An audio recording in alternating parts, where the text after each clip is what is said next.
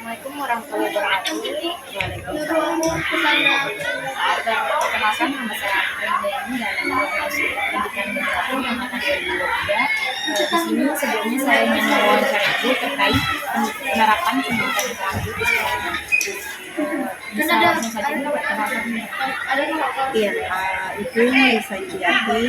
Di sini Ibu mengajar di mata pelajaran IPS di kelas 9 dan kebetulan Ibu sendiri salah satu anggota tim Adiwiyata SMP Negeri. Nah, jadi sebenarnya tim Adiwiyata ini ada beberapa orang, yang kalau tim inti itu terutama ada 3 orang, tapi kebetulan ibunya nggak bisa, jadi ibu mewakili hari ini. Baik, langsung saja ke pertanyaannya. Bagaimana penerapan pendidikan lingkungan hidup di sekolah ini? Apakah penerapannya melalui ekstrakurikuler atau ada program-program tersendiri? Kalau untuk program Adiwiyata di sekolah ini ada program tersendiri.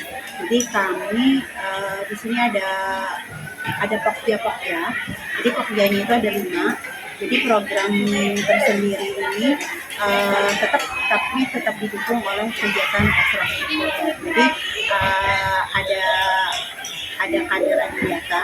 Jadi ada kader Adiwiyata di SMP 30. Kemudian masing-masing kader Adiwiyata itu masuk dalam tim pokja masing-masing. Ada 5 tadi pokjanya. Jadi kegiatannya itu tersendiri, tapi didukung juga dari ekskul kayak PMR, Pramuka, itu didukung kegiatan Adiwiyata gitu. Kemudian Bu, bagaimana sekolah mengimplementasikan pendidikan lingkungan?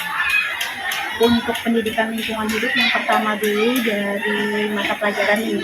Jadi dari mata pelajaran itu di tiap mata pelajaran kayak misal IPA atau prakarya itu ada dimasukkan kegiatan ramah lingkungan. Misal nih kayak IPA kan kayak pembuatan biopori.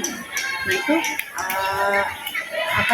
agar air kan penyerapan air. Nah itu juga dimasukkan ke dalam pelajaran juga. Kemudian kayak prakarya. Jadi prakarya itu ada kegiatan mata pelajarannya itu yang membuat kayak apa sih yang membuat sampah. Jadi misal nih kayak tempat-tempat botol plastik dijadikan tempat guna. Nah, dipergunakan semaksimal mungkin. Jadi sampah-sampah itu tidak dibuang menambah tumpukan sampah, tapi dipergunakan untuk kayak yang kayak tempat bunga. Itu kayak ada contoh di situ, nanti bisa dilihat deh apakah dipergunakan maksimal. Kemudian apa saja langkah-langkah yang telah dilakukan sekolah untuk mendukung program Adiwiyata? Jadi untuk program Adiwiyata ini yang pertama yang dilakukan sekolah itu membuat kader SK pembina masing-masing pokja. Jadi yang pertama dilakukan sekolah itu adalah membuat SK pokja. SK pokja ini terdiri dari 5 pokja. 5 pokja ini dipimpin oleh beberapa pembina yang guru. Nah, sedangkan kadernya, anggotanya itu adalah siswa. Jadi siswa ini terutama yang dipilih dari kelas 7 dan kelas 8. Jadi satu pokja itu kadernya itu bisa sekitar sampai 10 atau 15, dan itu campuran dari kelas 7 dan 8. Sedangkan pembinanya satu pokja itu bisa 3 atau 4 guru. Nah, jadi boleh disebutin ya pokja-pokjanya. Jadi ada pokjanya itu ada ini ya. Nah, jadi ada tim pokja pemeliharaan kebersihan, fungsi sanitasi dan drainase. Kemudian ada pokja konservasi energi listrik. Kemudian ada tim pokja konservasi air. Kemudian ada tim pokja kantin sehat.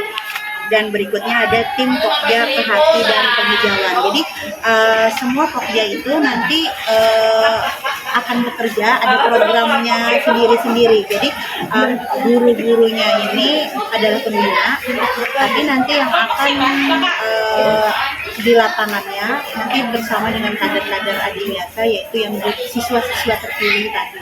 Nah, jadi itu langkah yang pertama, membuat SK untuk guru sebagai pembina Pokja, lalu SK untuk kader Adiwiyata yang siswanya. Nah, baru berikutnya program masing-masing Pokja. Nah, jadi itu adalah langkah konkret dulu yang diawali gitu loh untuk apa ya, membangun sekolah Adiwiyata nih. Jadi harus ada dulu nih Pokja-Pokjanya. Nah, sesudah itu seiring jalan kan program dilaksanakan tuh ya, yang berusaha untuk membuat seluruh warga sekolah sadar lingkungan, peduli lingkungan. Itu untuk langkah konkretnya. Kemudian bagaimana program ini mempengaruhi lingkungan belajar? Sangat berpengaruh. Pertama yang pertama tadi di mata pelajaran ya, mata pelajaran itu dimasukkan peduli lingkungan dengan yang kayak misal tadi prakarya, ada dimasukkan untuk pemanfaatan limbah sampah, berdaya guna, atau misal kayak pipa penggunaan hemat listrik, hemat air, kemudian ada pembuatan biopori. Nah, kemudian apa tadi yang dampaknya tadi? Mempengaruhi lingkungan. Jadi iya, berpengaruh pada seluruh warga sekolah dari penerapan kegiatan. Apa saja kegiatan atau praktik ramah lingkungan yang diterapkan di sekolah? Kegiatan praktik ramah lingkungannya tadi disebutkan tadi ya, yang sudah disebutkan tadi, praktek ramah lingkungannya yang pertama di mapel prakarya atau seni budaya juga bisa. Kemudian yang di IPA tadi, kemudian lagi termasuk bahkan yang pendidikan agama Islam. Kan di sini kami melaksanakan sholat zuhur, jadi kayak misal kayak ayat wudhu, nah itu juga bisa digunakan untuk menyiram tanaman. Itu ramah lingkungannya. Kemudian lagi untuk di kantin. Nah, di kantin kami punya program tidak boleh menggunakan sedotan, kemudian tidak boleh menggunakan plastik, kan kayak bungkus minuman itu di dalam plastik itu nggak boleh. Jadi anak-anak wajib membawa tumbler dan tempat makan. Jadi mereka dan kantin tidak boleh menjual makanan itu dalam yang dibuat dalam plastik, harus di dalam gelas plastik yang pasti gelas itu yang bisa digunakan ulang, bukan yang sekali pakai buang. Jadi itu salah satu program untuk mengurangi sampah. Kemudian apa ada tantangan yang dihadapi dalam menerapkan program kegiatan? Ada bagaimana cara mengatasi? Oh, banyak pasti kalau tantangannya. Program Adiwiyata itu menyadarkan lingkungan dan warga sekolah itu malah tantangan yang paling berat. Yang pertama, jadi tantangan itu yang pertama menyadarkan siswa untuk peduli sampah. Jadi yang pertama itu memperkenalkan ada sampah organik, ada sampah anorganik.